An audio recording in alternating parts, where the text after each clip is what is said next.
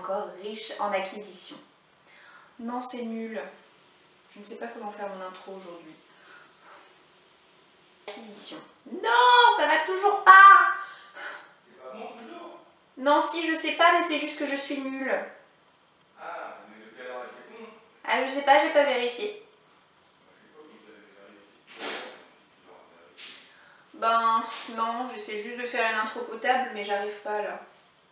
Hein? J'essaie juste de faire une intro potable, mais j'arrive pas. Ça va venir. Je sens que ça va venir. Bonjour à tous, j'espère que vous allez bien. Je vous retrouve aujourd'hui pour vous présenter mon book haul du mois de mai. Et ce mois-ci, j'ai fait l'acquisition de 13 nouveaux livres. Je vais passer très brièvement sur le premier de ces 13 livres parce que j'ai déjà eu l'occasion de vous le présenter à 2 reprises au cours du mois. Le premier dans ma vidéo des sorties livresques du mois de mai, le second lors d'un update lecture. Donc je ne vais pas vous redonner une seconde fois mon avis, simplement vous résumer très brièvement l'histoire au cas où vous n'ayez pas vu mes 2 précédentes vidéos. Il s'agit de The Memory Book écrit par Lara Avery qui m'a été gentiment envoyé par les éditions Lumen. Dans cette histoire, on suit le personnage de Sam qui est élève de terminale au lycée de Hanover et à qui on va diagnostiquer une maladie génétique assez rare qui s'appelle Niemann-Pick de type C. Donc en raccourci, ça donne NPC. C'est une maladie qui présente de nombreux risques bien entendu pour la santé et qui a pour particularité de provoquer chez l'individu qui l'a contracté de graves problèmes de mémoire. Ce qui arrive à Sam qui écrit son journal du souvenir, son memory book dans le but de ne pas oublier ce qui se passe dans sa vie. Les éditions Lumen m'ont également envoyé le premier tome de Library Jumpers qui s'appelle La voleuse de secrets, écrit par Brenda Drake. Je pense que vous serez du même avis que moi pour dire que cette couverture est absolument tout ce qu'il y a de plus magnifique. C'est un livre fantastique pour la jeunesse qui va sortir début juin. Je suis absolument heureuse de l'avoir en ma possession puisqu'il semble mêler tous les ingrédients qui me plaisent dans un livre, c'est-à-dire magie, aventure, créatures surnaturelles, mais également les livres en tant qu'objet puisqu'on est dans une histoire où il va y avoir beaucoup de bibliothèques comme endroit où aller. On suit une héroïne qui s'appelle Gia qui pense être une jeune fille somme toute banale jusqu'au jour où elle va découvrir que plusieurs anciennes bibliothèques disséminées un peu partout dans le monde mènent accès à un monde parallèle au nôtre qui serait peuplé de mages, de sorcières, de créatures surnaturelles. Gia va alors devenir une des sentinelles chargées de protéger cette société secrète. Les éditions. J'en ai marre, il y a des gens qui passent tout le temps quand je fais mes vidéos par la fenêtre, quoi. Enfin, ils passent pas par la fenêtre, je les vois par la fenêtre.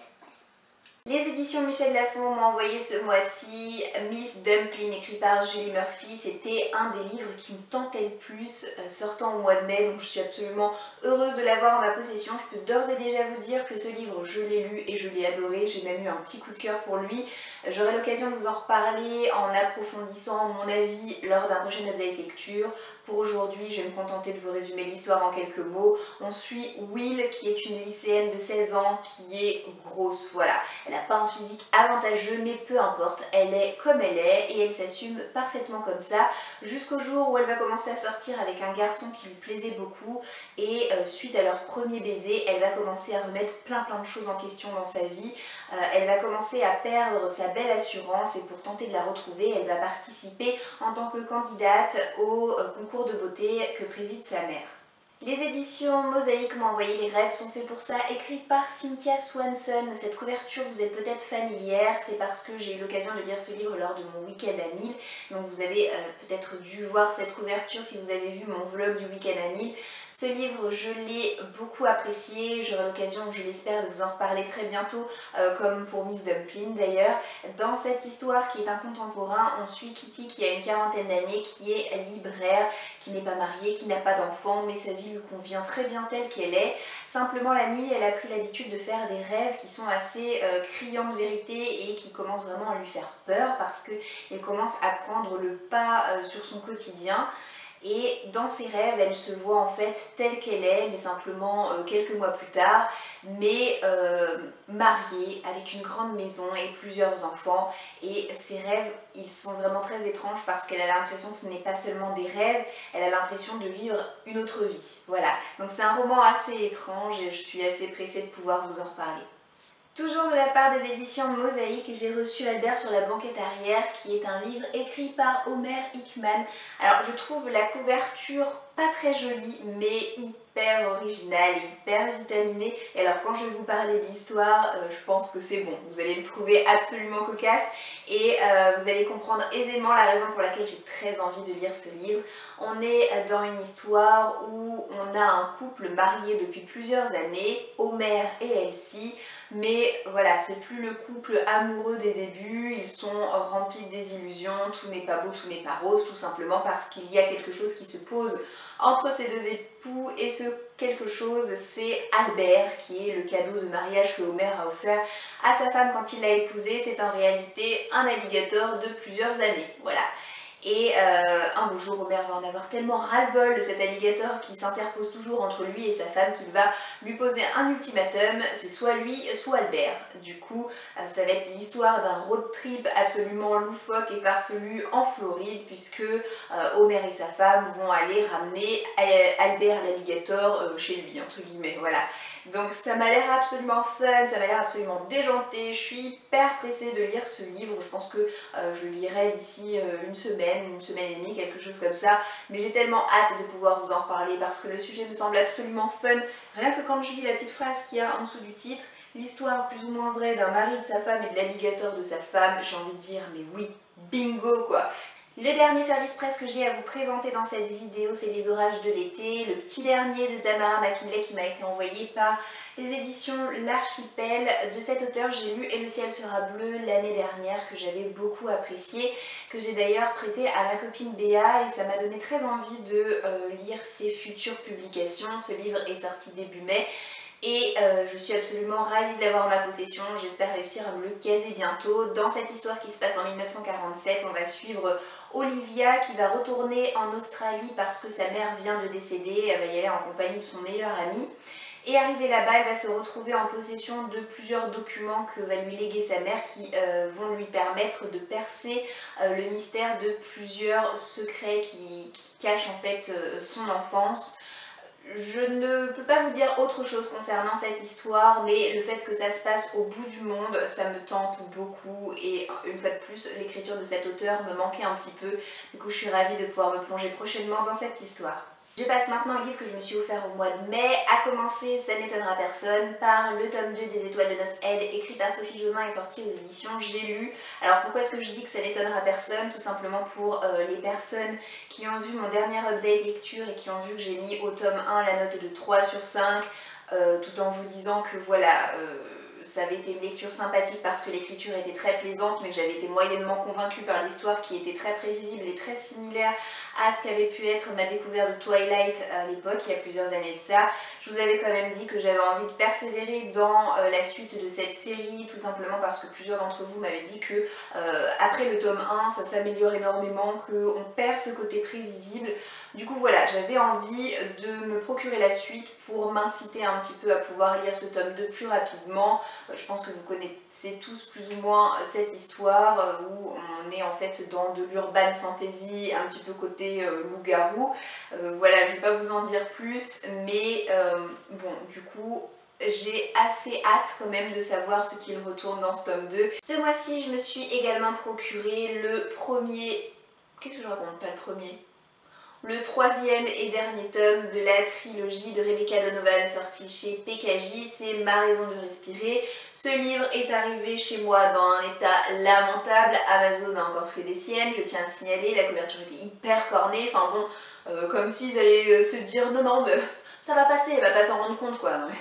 C'est écrit pigeon sur mon front les gars ou quoi? Donc bien entendu dans la foulée je l'ai réexpédié, ils m'ont livré cet exemplaire-ci tout pile pour que je puisse vous filmer ma vidéo aujourd'hui, donc c'est parfait, mais je tiens quand même à signaler que mon nouvel exemplaire est arrivé légèrement corné ici. Ok, je suis peut-être ma chichiteuse, c'est à peu près certain que là où vous vous situez vous ne voyez pas que le livre est corné, mais moi je le vois et ça m'agace. Je vais vous parler en quelques mots de cette histoire puisque j'avais eu un beau coup de cœur l'année dernière pour le tome 1 et le tome 2 est dans ma palle depuis tout ce temps. Du coup, on est dans un récit contemporain où on suit une héroïne qui est bien sous tout rapport, c'est une bonne copine, elle a de bonnes notes, c'est une sportive accomplie, tout va bien pour elle, sauf le soir lorsqu'elle rentre chez elle puisqu'elle vit chez son oncle et sa tante. Il se passe dans leur domicile des choses peu recommandables, tout le roman tourne autour de ça. Ça a été un récit poignant, très intense et fort en émotion. Du coup, j'attends de ressentir exactement la même chose pour le tome 2 et pour le tome 3. C'est la raison pour laquelle je me suis précipitée peu de temps après la sortie de ce dernier tome pour me le procurer. En début de mois, je me suis procuré IRL, écrit par Agnès Marot et sorti aux éditions Gulfstream. Déjà, je vous demande une minute de silence pour la beauté de cet objet livre. On a une espèce de série de chiffres que vous verrez peut-être pas, mais qui sont incrémentés dans la couverture légèrement en relief. Et voilà, il est rose, il est tout beau, il est tout magnifique. Et en plus de ça, le sujet envoie du lourd. Moi, c'est pas trop pour le livre, hein, c'est plutôt pour le sujet que je me le suis procuré. Parce qu'on va suivre le personnage de Chloé. Et d'ailleurs, tout tourne autour du mot personnage. Puisqu'en réalité, Chloé vit dans une ville et elle ignore qu'elle est filmée, elle et tous les habitants de sa ville, 24 heures sur 24. En fait, ce sont des personnages d'une sorte de télé-réalité, des personnages d'un jeu vidéo. Alors voilà, en fait, le problème est là. J'ai pas bien compris si c'était une télé-réalité et qu'ils existaient pour de vrai ou si ce sont des personnages de jeux vidéo. Je ne sais pas, j'ai le doute quand je lis le résumé de ce livre, mais quoi qu'il en soit, ça m'a l'air absolument incroyable. Toute la vie de Chloé réside en une multitude de manipulations, elle n'a pas de libre arbitre. Moi j'ai trop envie de le lire ce livre. Alors heureusement que j'ai deux mains pour pouvoir porter l'énorme brique que je me suis procurée. Il s'agit de Winter, le quatrième et dernier tome des Chroniques lunaires écrit par Marissa Meyer et sorti chez PKJ, qui fait, attention, attention, attention, en direct, nous allons savoir le nombre de pages de ce livre. 988, voilà, 988 pages. Donc je ne vais pas vous résumer ces livres parce que vous m'avez quasiment tous vu les lire les uns après les autres et vous donner mon avis. Voilà, ça avait été de bonnes lectures pour Cinder et Scarlett. J'ai eu un coup de cœur pour Cress et du coup je suis absolument hyper impatiente de pouvoir lire Winter. On est dans de la réécriture de contes de fées à la sauce futuriste, à la sauce science-fiction. Donc moi j'ai juste un petit message à passer. Nina ma biche, si tu vois cette vidéo, toi, moi, Winter, bientôt. Voilà. Je change complètement de registre puisque ça y est, je me suis procuré dans sa version poche la bibliothèque des cœurs cabossés écrite par Katharina Bival et c'est donc sorti chez J'ai lu. Dont suit dans ce livre l'amitié entre une Suédoise et une Américaine qui n'ont absolument pas le même âge toutes les deux mais qui se retrouvent autour d'une même passion qui est celle pour la lecture, pour les livres. Un jour, Sarah la Suédoise va rendre visite à sa copine américaine dans l'Iowa. Par contre, lorsqu'elle va arriver à destination, elle va se rendre compte que son amie est décédée. Du coup, Sarah va quand même décider de rester sur place et de redonner une seconde vie à tous les livres que possédait son amie. Ça m'a l'air d'être un super livre, feel good. J'en ai entendu de tellement bons avis, tellement de monde l'a déjà lu que je suis absolument pressée de pouvoir le lire et de me faire ma propre opinion. Il me reste deux livres à vous présenter, je pense que vous êtes en train de vous dire tant mieux parce que je crois que cette vidéo est en train de durer super longtemps en fait. Je me suis procuré Jeu de patience qui est un premier tome d'une série de tomes plus ou moins compagnons si j'ai bien tout compris, écrit par Jennifer Allen Montroe. De cet auteur, j'ai déjà lu Lux, le premier tome. Where are you, little book? Ah, ok. Voilà, c'est le seul livre que j'ai lu de Jennifer Allen Montroe et c'était dans un tout autre style puisque on était dans un récit fantastique un petit peu science-fiction, etc. Du coup j'ai envie de la découvrir dans de la romance. Je sais que ce livre et cette série de manière générale remportent un franc succès. Je pourrais pas très bien vous dire de quoi parle ce récit. D'après ce que j'ai compris, l'héroïne a vécu un drame à l'âge de 14 ans. Plusieurs années ont passé, elle a décidé de prendre du recul, elle a décidé de s'éloigner de sa famille et de tout ce qui lui a fait du mal à l'époque. Du coup, elle va partir à la fac, il me semble, où elle va accidentellement rentrer dans un garçon qui va lui faire un effet de dingue, mais elle va tout faire pour ne pas tomber amoureuse de lui. D'après ce que j'ai compris, ça doit être quelque chose comme ça. En tout cas, je suis assez intriguée et j'ai très envie de le lire à l'occasion.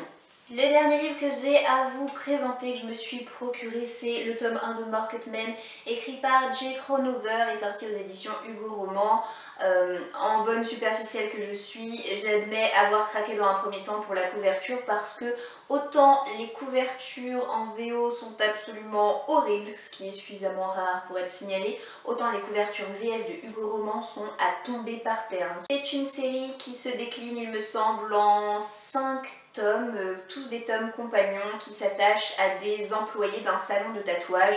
Donc là, ce premier tome, ça va être une romance entre Shao et Roule. Roule qui est en fait un employé du salon de tatouage et il va y avoir toute une histoire avec une jeune femme. Je pourrais pas vous en dire plus pour la bonne et simple raison que j'ignore dans le détail de quoi parle cette histoire et je ne tiens pas à le savoir avant de commencer ce livre, j'ai envie de rentrer dedans tout simplement, comme ça. Et là, je suis en train de voir ma voisine qui fait son jardinage. Si elle lève la tête, elle me voit, ma cocotte. Faut vraiment que je m'achète des rideaux pour cette pièce. Hein. Eh non, mais tout le monde passe, quoi. Non, mais... Oh. Eh, c'est pas open bar, les gars. Cette vidéo est maintenant terminée, j'espère qu'elle vous aura plu. Je vous souhaite de passer une bonne journée et je vous dis à très bientôt dans une prochaine vidéo. Ciao, ciao!